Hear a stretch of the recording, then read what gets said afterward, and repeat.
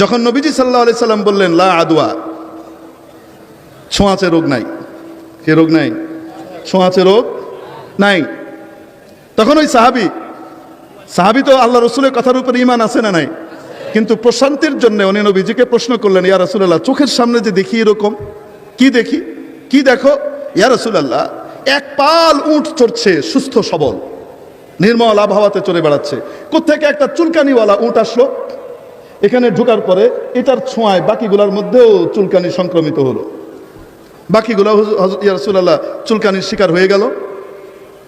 বোঝাতে পারিনি মনে হয়, চুলকানির আক্রান্ত হলো। হয় কি হয় না? রাসূল সাল্লাল্লাহু আলাইহি সাল্লাম তাকে পাল্টা প্রশ্ন করে উত্তর দিয়েছিলেন।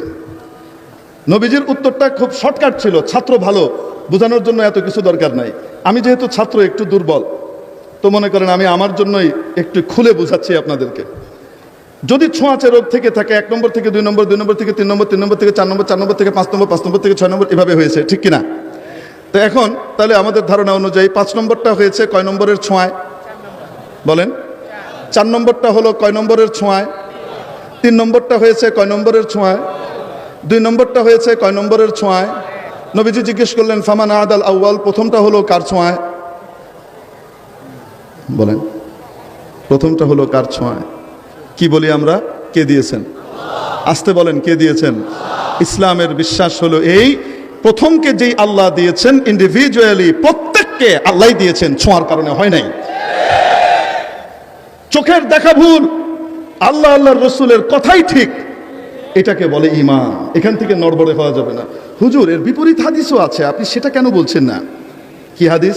ফিররা মিনাল মাজজুমি ফিরারাকা মিনাল আসাদ। নবীজি বলেছেন কুষ্ঠরোগীর থেকে এভাবে পালাও যেভাবে বাঘ সিংহ দেখলে পালাও। তো পালাতে বলেছেন ছোঁয়াচে হওয়ার কারণে, এটা নবীজি বলেছেন। কুষ্ঠরোগীকে দেখে এভাবে পালাও যেভাবে বাঘ সিংহ দেখে পালাও, কারণ কি? কুষ্ঠরোগ ছোঁয়াচে, এটা বলেছেন নবী। বলেন না কেন? এটা তো আমরা না বললাম। তো ওখানে কারণ কি ছিল?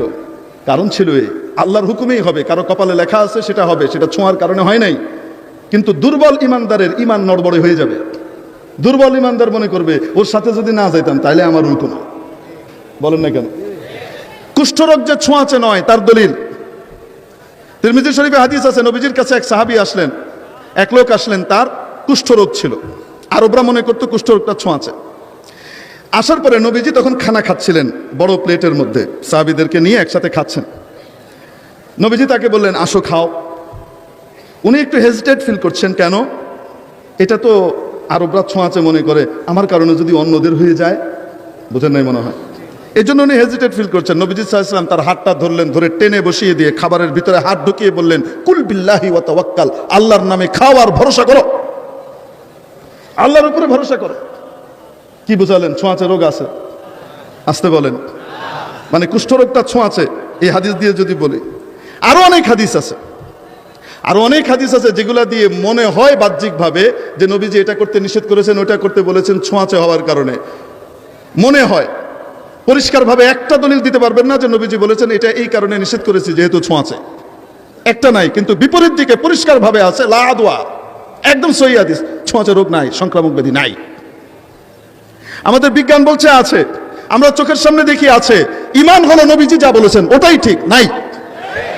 আসতে বলেন, ঠিক কি ঠিক না? নাই। বিজ্ঞানী কিনা বেচা করা যায়?